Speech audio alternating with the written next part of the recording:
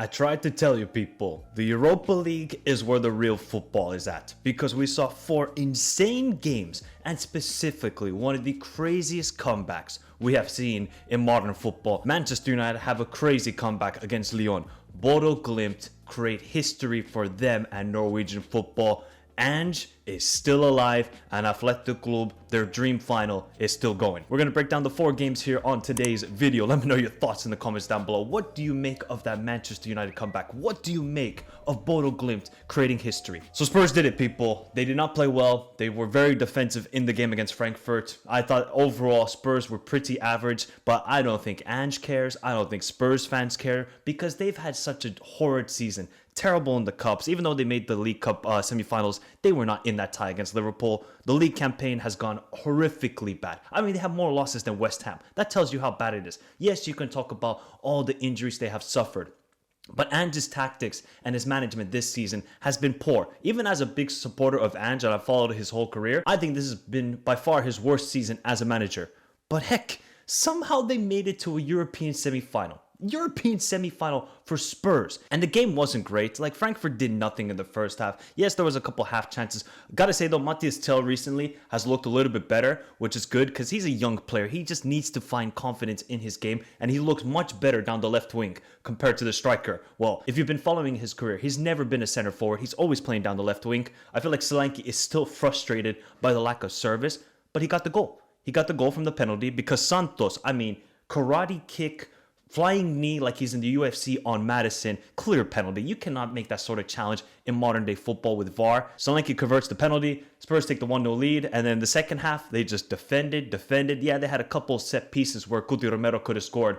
But, you know, Vicario made one brilliant save. I wouldn't say like, oh my God, Frankfurt, how did they not score in that second half? You could talk about Christensen with his missed chances after missed chance. I think he had about 3 chances at the back post where you're like, put on target. Christensen will look back at this game and say, I should have scored. But Spurs, they hanged on. They went defensive. Even Ange went to a back 5. When have I ever seen Spurs under Ange play a back 5? Never. But they got the result. That is the most important thing. He's on 1 health right now. That is Ange Postecoglou and Spurs. They make it to a European semi-final. Do I still think they can win it? No, but way back when I made my predictions of the entire knockout stage, I had Spurs making the final. Because I saw their path. It's not the most difficult. I felt like, okay, they're getting their players back. And I said, okay, they can make it to the final. When they went up against Frankfurt, I was like, I think this is a step too far. And with the way Spurs were playing consistently, even against AZ Alkmaar, I was like, they're not going to do this. And yet they're here. They're in the European semi-final. They get the job done. And you could just see how much it meant to the Spurs management. You saw them all hugging like crazy because they knew if they lost that game, the papers are coming the next day from Daniel Levy and Ange is sacked. But they hang on, they move on to European semi-final. Frankfurt, I think they'll be disappointed. They really should have played a lot better through the 2 legs. Overall, you could say Spurs deserved it because they should have won that first leg 4-1. Spurs and Ange, they move on. Athletic Club, only 2 more games until they play a final at home at the San Mamés. That first half is the best football I've seen Athletic Club play in 2025. They absolutely annihilated Rangers. Rangers had nothing in the game.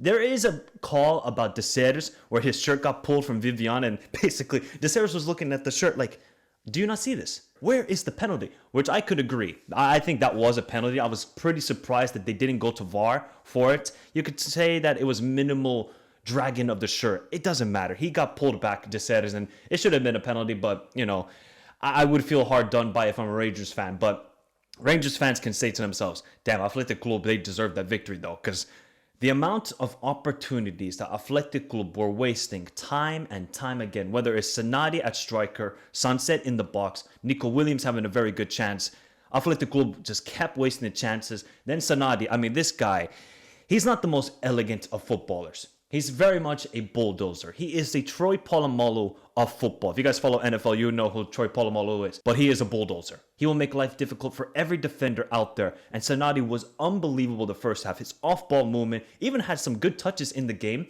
Decent shots off. And he got the penalty. And of course, when Sunset plays, Athletic Club go from a C-grade team to an A-plus team. Because Sunset is the most underrated baller in Europe. Doesn't get the PR. He don't get no PR.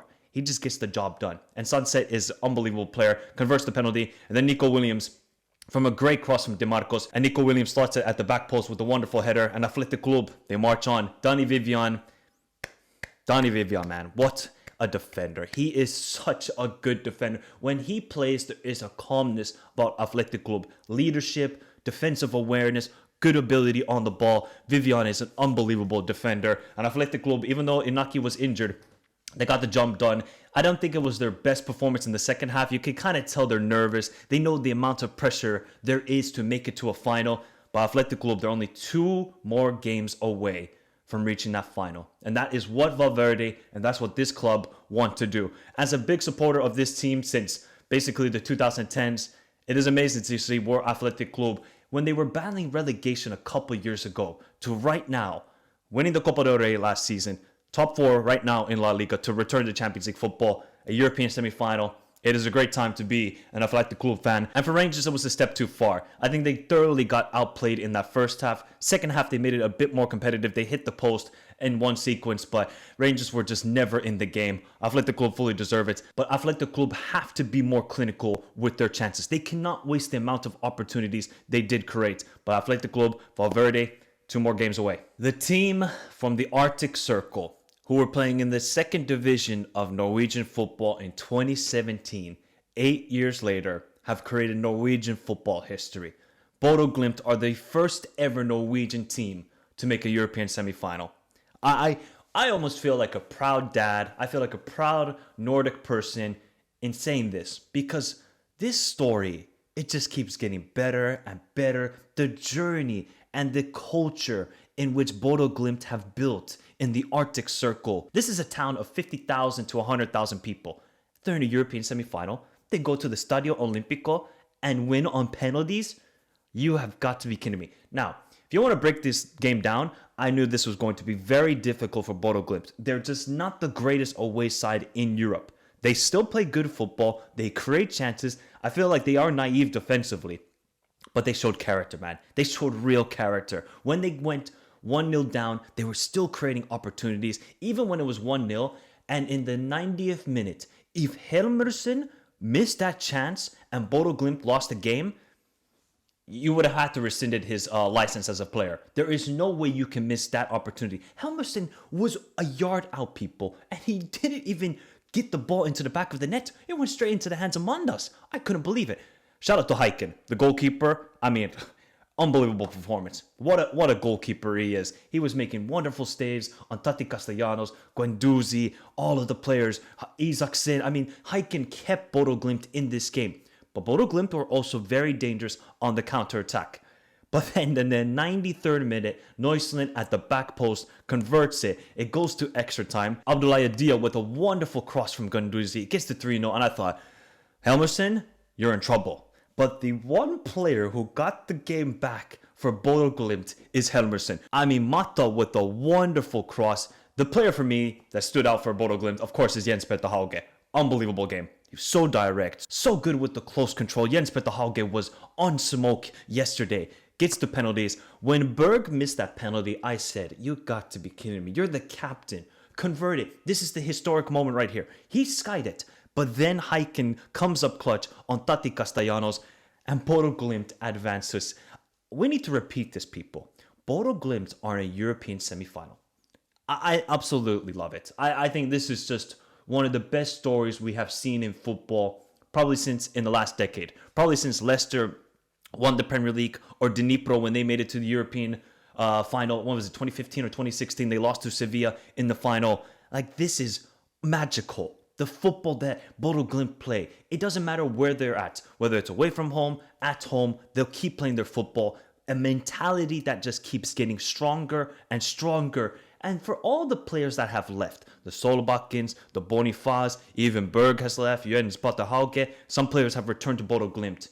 There's a culture about this side. There's a culture about Bodø Glimt that Knudsen has just built. I mean, Knudsen is one of the best managers in the world. We have to go to that state right now. What he is doing with this club, if you want to compare it to like other Nordic teams, right? Like FC Copenhagen, very good side in Europe in the last couple of years. They made it to the round of 16, but they cannot sustain that sort of winning culture and winning identity and going far in European competitions. Like FC Copenhagen would love to do this, But Bodø Glimt consistently, because they stick to one manager, and that one manager, Knutsen, is a god. They need to change the name of the stadium to Knutsen Stadion. They need to build a statue, everything for Knutsen to get his side to a semi-final. Oh my, I love it. Bodø Glimt fans, euphoria. They're probably super hungover today. Let me know what you drank last night. And all the fans that went to the Stadio Olimpico who have had bad memories sometimes, even though they got a draw away to AS Roma. They lost to AS Roma, I think it was in the quarterfinal conference like 3 years ago. To have this moment, I mean, Bodø Glimt fans must be absolutely hungover, and rightfully so. And Jens Petter Hauge, wow, what a player he was yesterday. And Helmersen rectifies for that horrible miss. If Helmersen missed that chance and Bodø Glimt lost, I would have crucified him. I'm sorry, I would have crucified him because you cannot miss that easy chance. For Lazio, horrible. You were first in the league phase of the Europa League. You had a decent game against Victoria Pilsen, which you almost lost, by the way. And you go to penalties, you're 3-0 up in this game. See it out. Be better defensively. You did all the hard work to get it to 3-0, and you throw it away like that. And then the penalties were terrible. I mean, Noson's terrible penalty to Castellanos' terrible penalty. Terrible from Lazio. There are going to be some question marks about that because you cannot lose this. Like, yes, it was 2-0 in the first leg, and it could have been 4-5-0. The second leg, you dominated. You created enough opportunities. Lazio and Baroni are going to be pissed off, but euphoria for Bodø Glimt. Historic victory for Bodø Glimt. And now they are in a European semi-final. And if you thought that was crazy, what Manchester United did last night to Lyon might be Pornhub material. What the fuck? Like, sorry for my language, people. What the F happened there? There's only one way to describe it. It is Manchester United. Even as a Liverpool fan, I would say that I'm not so biased. I'm not so tribalistic. I can respect a club and respect of what they have done and what they did last night. What Manchester United did last night, Amorim saved his ass, because if Amorim lost this game, oh my God, he would have gotten absolutely grilled, sauteed, stir-fried by the media and the fans. Even though I don't think he deserves it because he's dealing with players that are not good enough, like a Garnacho, Rasmus Højlund. You got to give massive credit, though, to Manchester United. When it got to 4-2, especially with Lyon going down to 10 men, I said, they're done. They're done out here. Bruno Fernandes stepped up. See, Garnacho is, I don't think he will ever become like a very good player. But you see Kobe Mainu, that is going to turn into a world-class player for me. Not right now, maybe 3 to 4 years. Give the kid some time. Kobe Mainu stepped up. When they have no striker, there's no Xerxes, there's no Diallo. Mainu had to step up in the forward role, and he got the goal with wonderful control in the box.